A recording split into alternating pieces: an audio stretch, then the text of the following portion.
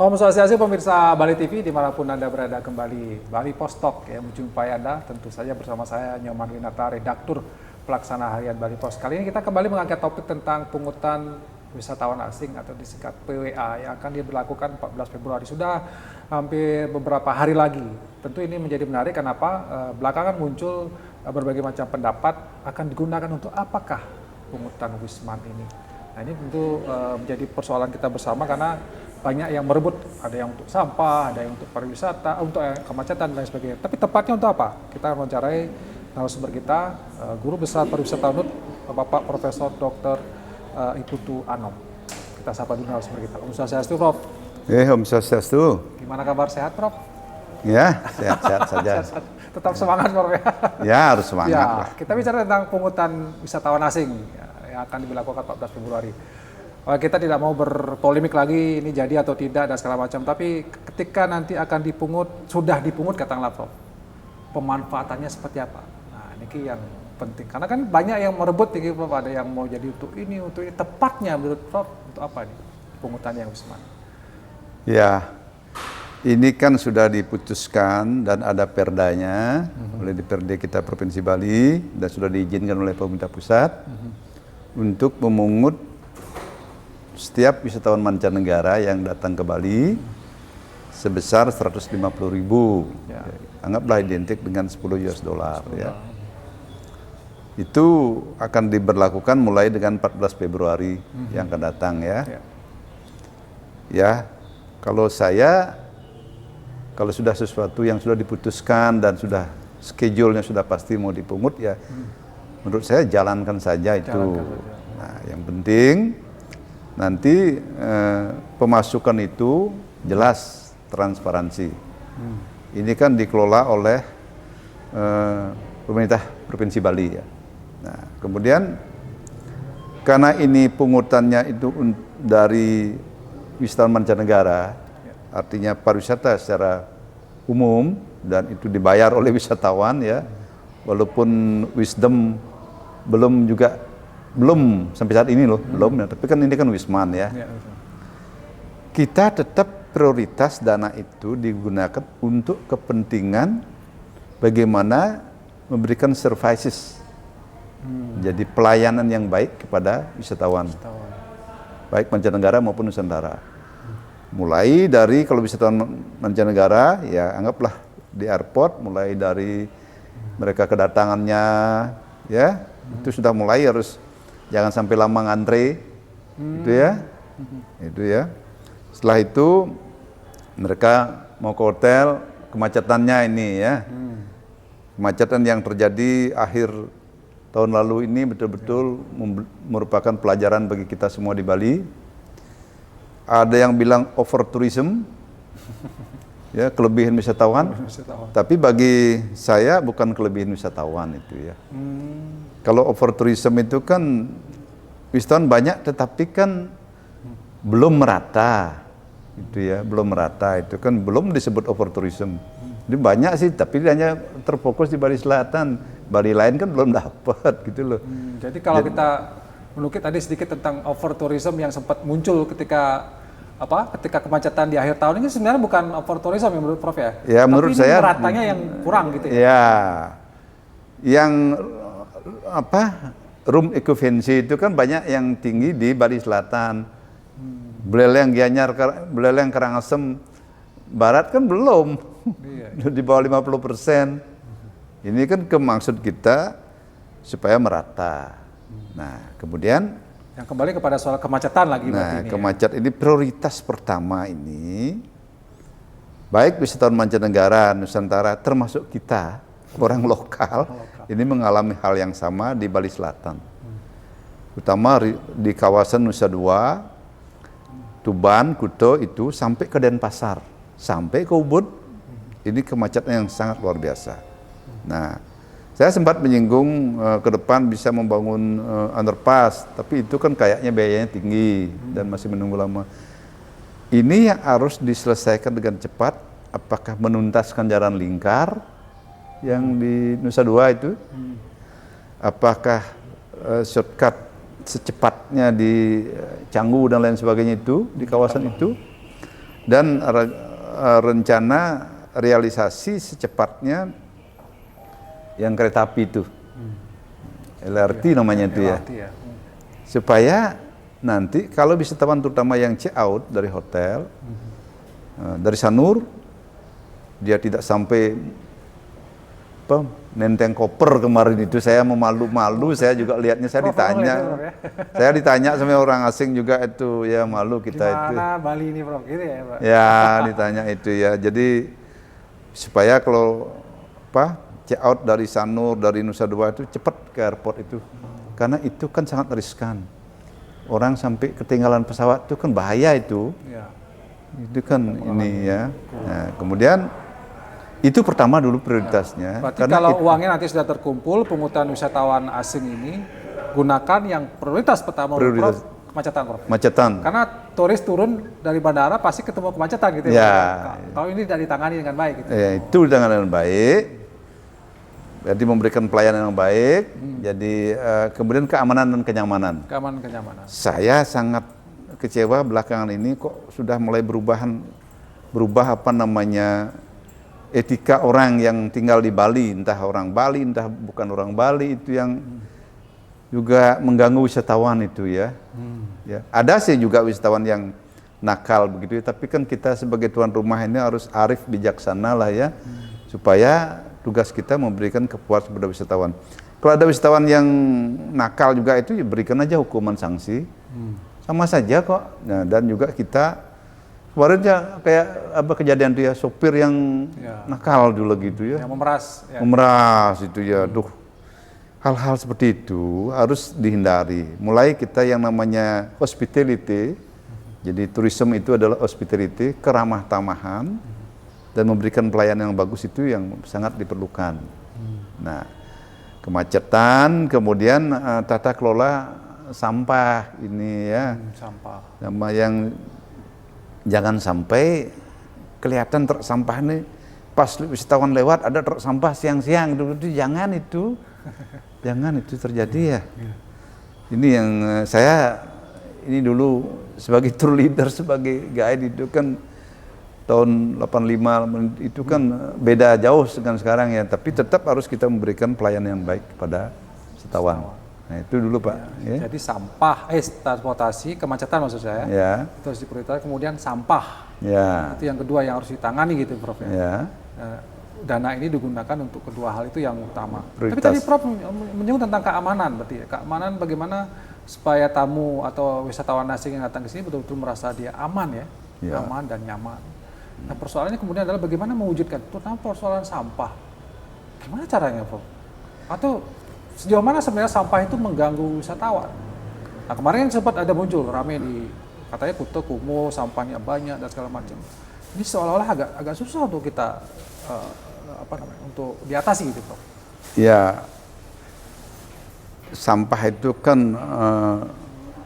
masalah yang urgent yang harus ditangani juga. Sampah itu diakibatkan oleh sampah dari masyarakat. Karena padat di Bali Selatan kan sampah banyak, sampah dari industri pariwisata juga ya. Nah ini saya mengamatnya belum optimal yang namanya 3R itu ya, belum optimal, itu ya. belum optimal ini yang belum baik Kota Denpasar, Kabupaten Badung dan lain sebagainya. Processing itu coba di Jawa Tengah di Banyumas itu bagus sekali processingnya itu. Nah itu bisa meniru begitu ya, sehingga bisa ditangani dengan baik lah ya. Nah dan terutama itu tolong diatur nanti truk sampah itu biar pagi-pagi dia ngambil sampah itu, jangan sampai jam 8 lebih itu masih berkeliaran, itu pun nggak enak itu gitu ya. Nah itu supaya ya inilah masyarakat agak malam lah keluarkan sampahnya. Jangan truk sampahnya ngambil jam 5 begitu sehingga dia sudah ada ke TPA atau jam 7 sudah ada, kemudian sudah tidak berkeliaran lagi karena itu kan menyangkut bau itu. Ya, di samping bau dan estetika itu. Nah, itu prioritas 2 dulu. Jadi kemacetan, keamanan, kenyamanan wisatawan, sampah dan seterusnya, dan tentu yang lainnya pasti harus dianukan. Karena apa? yang mendukung pariwisata Bali itu kan pariwisata budaya. Ya, betul, betul. Budaya kita itu dari budaya Hindu terutama yang menjadi ikon kita sesuai dengan Perda terakhir kita ya, yang nomor 2 tahun 2012 tentang pariwisata budaya yang bersumber dari filsafat atau nilai luhur agama Hindu. Nah ini memang ya tetap aja menurut saya ada yang bilang oh, nanti sekarang wisatawannya 30% melihat tidak budaya lagi, budayanya 30%. Tapi bagi saya kok orang ke Bali itu alam banyak yang indah, tapi enaknya Bali itu keindahan alam itu dipadukan dengan budaya. Pura kita yang betul-betul green begitu ya. Coba Jaban Puro itu kan green dia, hijau dan lain sebagainya. Itu menarik bagi wisatawan. Ya, tata kelola Trihita Karana dan lain sebagainya kita itu yang istimewa kita miliki di Bali. Kemudian ritual kita itu dengan berbagai filosofinya kalau dijelaskan kepada wisatawan itu menarik itu. Menarik mereka itu kalau kita mampu menjelaskan itu. Dan masyarakat kita melaksanakannya dengan tulus ikhlas itu. Nah ini yang menjadi kalau kita pergi ke luar negeri ya, tidak ada orang mau rame-rame seperti itu loh, nganyah gitu, tidak ada itu. Untuk melaksanakan ini uniknya Bali di situ, rame-rame gotong royong ngayah itu loh, kerja bakti, tulus ikhlas, bakti pada Tuhan, dan kita lanjutkan nanti pewongannya sesama umat kita atau dengan umat lain juga, toleransi dan jangan kesepekan terus ini harus diperhatikan ya. Kemudian dengan pelemahannya lingkungan kita tentu alam Bali itu harus dirawat dengan baik ya sesuai dengan Nangun Satkerti Loko Bali itu ya. Jadi kita pergi ke danau itu harus jernih itu ya. Saya keliling-keliling itu ya kalau di Ulun Danau Beratan bagus itu. Masih jernih gitu ya. Jernih gitu ya. Nah, tapi danau yang lain masih Besaki bagus. Nah di Kintamani perlu ada yang soroti sedikit di sekitar Songan Kintamani ini karena ini ada apa namanya kebun yang ini dengan apa namanya pupuk kandang itu yang sering banyak banyak lalat gitu ya. Oh iya. Ya, sempat lalat. Ya itu Rame ya. Rame ya. Ya itu perlu diatasi lah. Oke. Ya. Oke. Berarti ketika pungutan dikumpulkan pertama untuk transportasi, kemudian kedua kemacetan tadi ya, kemacetan, kemudian namanya yang budaya kan yang ketiga ya, sampah dulu ya. Sampah yang ketiga budaya berarti ya. Keamanan kenyamanan, kemudian keempat budaya yang lingkungan gitu ya. Nah yang budaya tadi bagaimana desa adat itu dijaga ya Prof ya, dengan dana ini bisa digunakan untuk hal seperti itu gitu maksudnya. Pemerintah Bali kan sudah memberikan kepada desa adat. Ya. Nah, kalau memungkinkan bisa ditambahkan dari itu, saya ingin ini loh, supaya masyarakat adat kita, masyarakat orang Bali sebagai host itu siap bersaing ke depan gitu loh. Bila mana perlu berikan kursus, ya anak-anak kita ya kursus bahasa biar dia itu jangan. Masa orang Bali tidak bisa jadi pemandu wisata ini ya? Oh iya. Itu misalnya ya. Jadi di SDM orang-orang Bali di desa adat ini untuk bisa jadi tenaga juga di sektor pariwisata itu maksudnya. Iya. Bahasanya diperbaiki bahasanya, etikanya, ilmu diberikan, bagaimana memandu wisata, bagaimana menjelaskan kepada wisatawan. Itu biar dia punya kerjaan, termasuk kita menghimbau ya kepada Biro Perjalanan itu ya, tolong deh mengunjungi pura dan lain sebagainya kita itu, karena di sanalah di tempat parkirnya itulah banyak UMKM, baik makanan, minuman maupun souvenir yang dijual oleh masyarakat lokal. Jadi jangan belum apa-apa ya, saya mengerti sih bisnis, jadi apa namanya, toko oleh-oleh gitu ya, yang memiliki swasta ngerti saya. Dikasih fee ya Prof? Ya, dikasih fee, tapi tolonglah sadar sedikit. Saya juga pengalaman begitu loh. Tetap berikan kesempatan kepada wisatawan untuk daya tarik wisata itu. Daya tarik wisata. Itulah orang lokal menikmati gitu ya. Oke. Ya. Siap. Oke Prof, karena waktu Prof sudah habis, mungkin saya berikan kesempatan untuk closing statement Prof, mempertegas kembali apa yang Prof sampaikan tadi tentang penggunaan dana pungutan wisatawan asing yang akan dimulai diberlakukan 14 Februari. Silakan Prof. Ya. Untuk penggunaan dana pemasukan atau pungutan Wisman 150.000 itu per orang. Jadi pertama dipungut oleh Pemda Provinsi Bali tetap sesuai dengan aturan diberlakukan 14 Februari. 14 Februari. Saya hanya bisa memberikan masukan. Penggunaannya transparansi, karena itu pemasukan dari wisatawan, prioritas itu untuk kepentingan kita pariwisata, terutama sekali menghandle wisatawan. Mulai dari mengatasi kemacetan, kriminalitas, sampah, dan budaya kita dengan SDM kita, orang lokal, dan lingkungan tentu pasti ya. Sehingga Bali ini betul-betul tetap menjadi destinasi yang disenangi wisatawan. Jadi saya harapkan selalu Bali the best island tourist destination in the world gitu kan. Nah, tetapi tetap harus kita untuk mempertahankan predikat itu yang penting bisa menjaga keamanan, kenyamanan, nyaman termasuk menghindari kemacetan itu yang lebih penting. Saya kira itu menurut yang jadi konsisten saja. Gunakan ini untuk yang sesuatu yang bisa memberikan dampak langsung kepada wisatawan, mereka merasa aman, nyaman gitu ya Prof.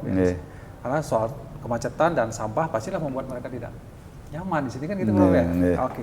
Mudah-mudahan ini bisa jadi perhatian kita bersama karena kan bagaimana penggunaan dana ini memang belum memiliki formulasi yang jelas sebenarnya mau digunakan untuk apa. Mudah-mudahan dengan apa yang disampaikan Prof. Hamam tadi ini bisa menjadi acuan bagi pemerintah Provinsi Bali bagaimana mengalokasikan dana ini agar memberikan dampak yang positif bagi keberlangsungan pariwisata di Bali. Demikian Bali Post Talk ini, saya ucapkan terima kasih atas perhatiannya. Saya tutup dengan Prof. Santi. Om Santi. Santi. Terima kasih, sampai jumpa.